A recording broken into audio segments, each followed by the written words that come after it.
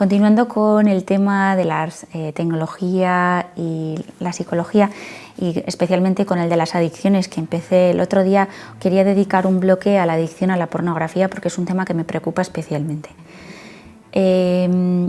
Para empezar sobre esto, quiero hablar de un caso real que me llegó a la consulta y que puede darnos un poco de luz, ¿no?, sobre el tema y una idea diferente a la que igual tenéis todos.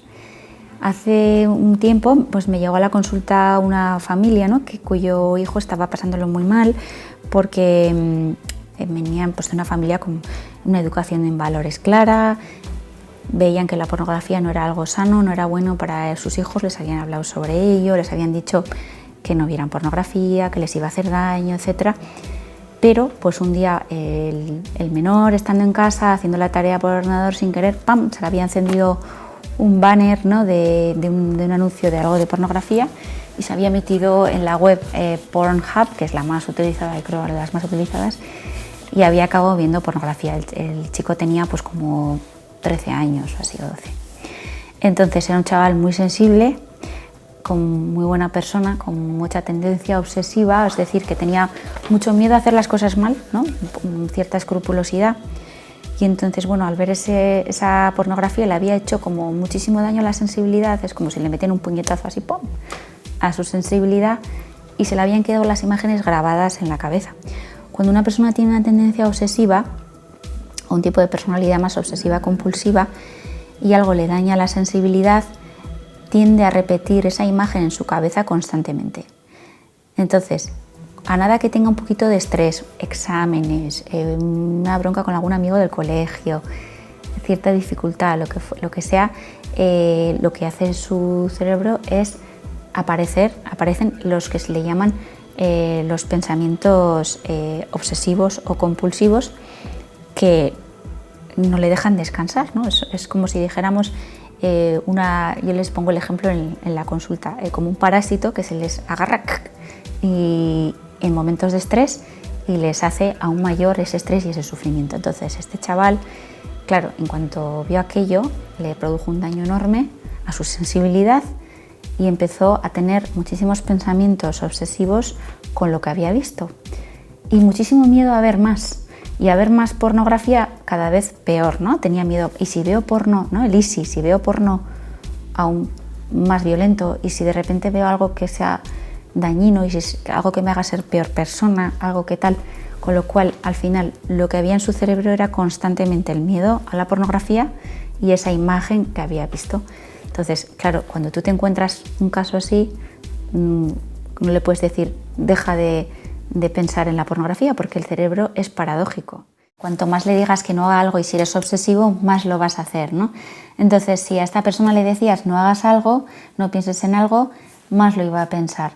Y encima, cuanto más estrés y sufrimiento tenía, más le venía la imagen. Entonces, esto había llegado a inundar tanto su vida, estos pensamientos, ¿no?, garrapata, que yo le decía, ¿no?, que se le agarraban, que él lo que había, un chaval que era pues muy inteligente y muy sensible, pues había dejado de salir con sus amigos porque sufría muchísimo, no podía concentrarse en las conversaciones, no podía concentrarse en el colegio, en clase, no podía atender a nada y se estaba angustiando tanto que estaba empezando a entrar en un proceso de depresión. Y todo por ese daño, ese impacto que le había causado la pornografía. Entonces, cuando vino a la consulta, bueno, pues me ayudó mucho este caso porque empecé a aprender mucho sobre ello y empecé a estudiarlo y observé que lo que esto se trata, y mucha gente no lo conoce, se le llama la fobia de impulso, ¿no? Las fobias se hablan siempre de miedos, ¿no? Fobia a las arañas, fobia a volar. Entonces, la fobia de impulso de lo que habla es cuando tenemos miedo a hacer algo malo. Por ejemplo, fobia de impulso puede ser tengo miedo pues, a hacerme daño o a saltar por una ventana, o tengo miedo a hacerle daño a alguien y agredirle, ¿no? Pues es un miedo que todos tenemos a veces inconsciente, pues tenemos miedo a cosas. Lo que pasa con las personas cuando son muy obsesivas y muy sensibles, se juntan esos dos factores de personalidad, es que la fobia de impulso genera que eso que está en el inconsciente florezca, aparezca, ¿no?, al consciente, y la persona de repente se encuentra todo el día pensando en eso que tanto miedo tiene a hacer. Entonces, este chico que tanto miedo tenía a ver porno y a ver pornografía y a hacer daño a sus padres y a hacerse daño a sí mismo por sus valores, no paraba de pensar en ello. Entonces, ¿cómo se trata la fobia de impulso que derivó, en este caso, pues en una adicción a la pornografía? Porque cada vez que tenía miedo, solo podía al final aliviar ese miedo volviendo a abrir esa página, por esa curiosidad, volviendo a ver, aliviar entre comillas, es decir, que él pensaba y otra vez volvía a meterse en un pensamiento de culpabilidad, de sufrimiento y recaía, ¿no? Y otra vez volvía a estar constantemente en el bucle de la adicción que comentaba anteriormente.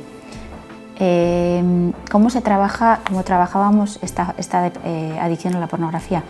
Pues bueno, lo que tuvimos que hacer es ver cómo él le podía quitar toda esa culpabilidad, ese sufrimiento, esa importancia que le estaba dando, ver que él era una víctima de algo que él no tenía la culpa, y ese algo era pues esa gente que está detrás de todas estas páginas web abiertas a los menores, ¿no? Que había abierto una ventana que él no tenía la culpa y quitarle un poco pues esa carga moral que se estaba dando él a sí mismo, ¿no?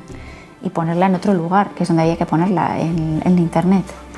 Pero fue un caso muy complicado y muy difícil, lo cual luego a lo largo de los años que me ha tocado ver más casos, he podido ver como el darle un móvil con internet a un niño de 12-13 años y que tenga un acceso a la pornografía ya no es solo qué horror, ha visto porno y ya está, es que le estás dando, como si dijéramos, un puñetazo a su sensibilidad. Y si el menor es a nada que sea sensible y sea un poco obsesivo y tenga esa tendencia, ¿no?, a repetir cosas de manera compulsiva, ya puede derivar en una enfermedad.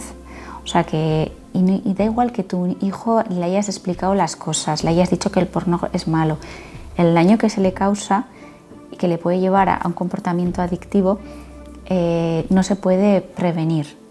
Entonces, todo esto de la fobia de impulso lo explico porque muchas veces veo que viene gente a la consulta con mucho sufrimiento por estar viendo pornografía de manera compulsiva y no entienden qué hay debajo, ¿no? Que es ese impacto que ha causado a su sensibilidad, del cual que son víctimas, ¿no?, de algo, y que tienen que quitarle esa carga moral para poder y pedir ayuda sin tener vergüenza para poder superarlo, para poder agarrarse pues al cariño, al afecto de otras personas y ver cómo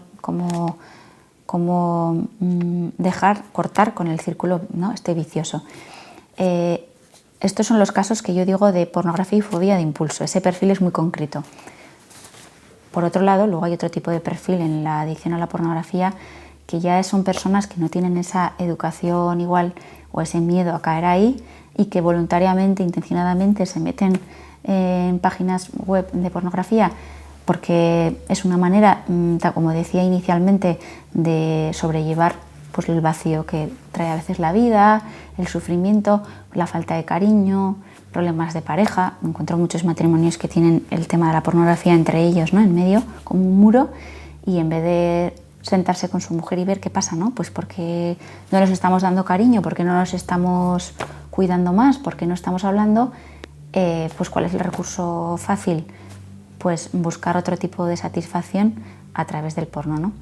Se le quita importancia. Yo he llegado incluso a hablar, no, pues hay pornografía que es ética, que parece que los actores han elegido y tal, y no se entiende que es una adicción, como es la adicción al alcohol, y entonces al final esa persona está sobrellevando el sufrimiento de una manera no sana, no está aprendiendo a caminar por el sufrimiento, está evadiéndose por otra vía, y no veo diferencia entre encender el ordenador y ver porno o fumarse un porro ante un problema. Viene a ser lo mismo, ¿no? ¿Por qué se está viendo porno? Pues por una ausencia de cariño, por una sensación de vacío, por un sufrimiento, ¿no? Entonces, el hacerse a esa muleta, el aprender a caminar con una muleta que es la pornografía, durante mucho tiempo y muchos años, deriva en que la persona acaba quedándose muy vacía, porque además la pornografía no es sin más, deja un pozo de agresividad, de violencia y de ansiedad que no nos deja, no podemos tampoco darlo por indiferente, ¿no? el aumento de violencia en las relaciones entre adolescentes, el que se normalice esto, está directamente relacionado, según los estudios, con el visualizar pornografía, ¿no? La figura de la mujer como alguien al que hay que someter, pasivo, etcétera, está directamente relacionado con la pornografía. Entonces, como decían en los primeros capítulos, nunca ha habido más información, psicología, nunca ha habido más educación emocional, pero también a este aumento que hay exponencial de la violencia en la pareja, en la relación, etcétera, tiene que ver directamente con la adicción a la pornografía. Entonces, yo creo que es muy importante que se tenga en cuenta que no estamos preparados, nuestra sensibilidad no está preparada para estar expuestos a ese tipo de imágenes visuales, la de un niño menos, y que cada vez se valora menos el impacto que eso tiene en la psicología, en la capacidad para gestionar el sufrimiento, en la sensibilidad y en las personas con esa tendencia obsesiva, el daño que les está causando la culpa y el remordimiento. Es tremendo.